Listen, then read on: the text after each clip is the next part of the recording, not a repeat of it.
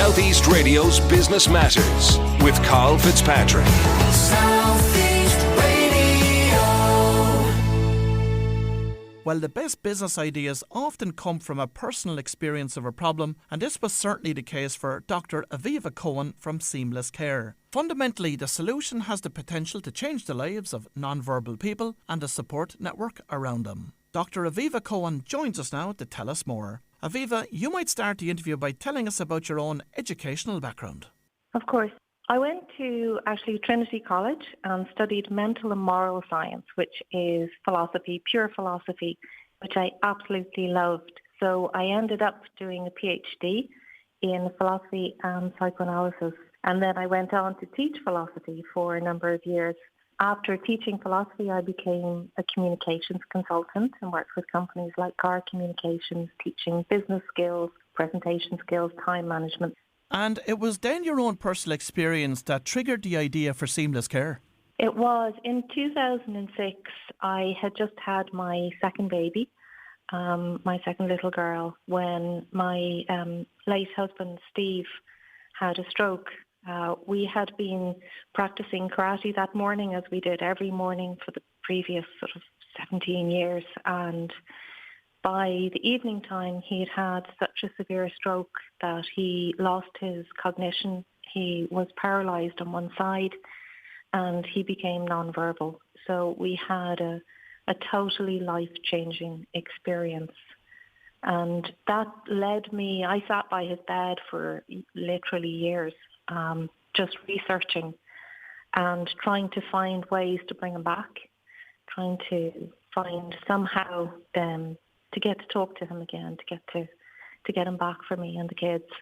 So the first thing I developed was a research-based website and found all sorts of interesting therapies and treatments for him.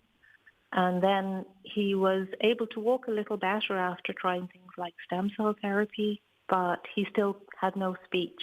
So I worked with speech and language therapists and started developing speech and language therapy apps.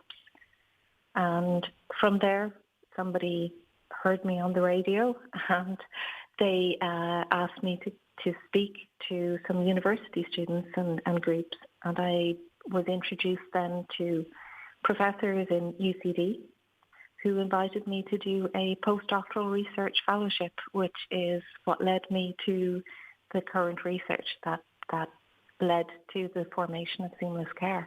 So what can you tell us about the seamlessCARE app and its functionality? So seamlessCARE has produced an app called Empathic. So Empathic because it understands emotions. A lot of non-verbal people can use assistive technologies. They can type, they can use eye gaze, they can use PEC systems. But there are also a number of people like Steve, like my late husband, who weren't able to do that.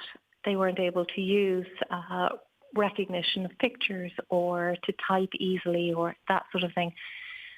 So what Empathic does is it allows anybody to record a few seconds of somebody vocalizing, and then it tells you how that person is feeling. Now, very often the primary carer will understand how a person sounds. They'll get to know, I knew how Steve was feeling. I knew when he was getting upset. I knew when he was enjoying something.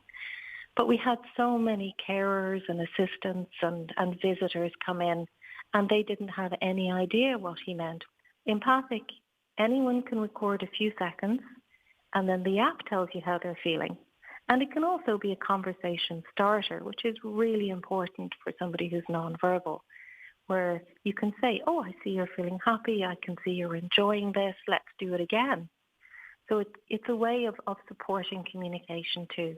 So Aviva, how does the app then recognise and interpret the emotions of the nonverbal person? So I'm lucky enough to work with an absolutely amazing team. We have fantastic artificial intelligence, and we've built models. So where Empathic is quite different from other emotional recognition software is that we only recorded samples of nonverbal people vocalizing. So we have so many thousands of samples, tens of thousands of samples, And we've measured every aspect of those samples where we've worked with care providers, with that one person who knows the individual. And then we've asked them, record a sound, ask the person, are you feeling happy? Confirm it with that nonverbal person to make sure that we have an accurate reading. And we've done this over 2 years. And we've gathered so many samples that we can now identify which sounds are happy, which sounds are confused, which are bored. So we can recognize 10 emotions, and we're adding to that list all the time. And the more often you use Empathic, the more accurate it gets. And Aviva, what is your strategy for growing this business? So we already have the app available in English and Portuguese. We launched last week. But we are going to localize into as many languages as we possibly can so that we can help people in every language in every country. For me, this is personal. I just want families like mine to have some way to make it easier to talk to the person who's nonverbal and include them in every conversation, and to help make their lives happier and easier, and to support a family who lives with someone who's nonverbal, and to support those amazing staff members who care for and support people who are nonverbal. And I know that you have global ambitions for this business, so how is Enterprise Ireland going to assist you in that regard? So Enterprise Ireland has been absolutely fantastic from the start. So they have support groups. I attend what's called a Founders Forum, where we get individual tuition. We also get mentoring. We have talks from entrepreneurs. They have events like International Markets Week, which was fantastic. So I got to speak with their representatives from different countries in the world. And I had a really good insight. I could ask very specific questions about the type of work we do to see, was it a good fit for particular events, or, particular shows should we attend, or how do we approach the systems over in different countries. So I think Enterprise Ireland has been a really great support. I would advise anybody to seek their assistance. So Aviva, what is your route to market for this business? So we have an unusual strategy. I know very often in courses I've attended, people advise you either do, direct to customers or direct to businesses.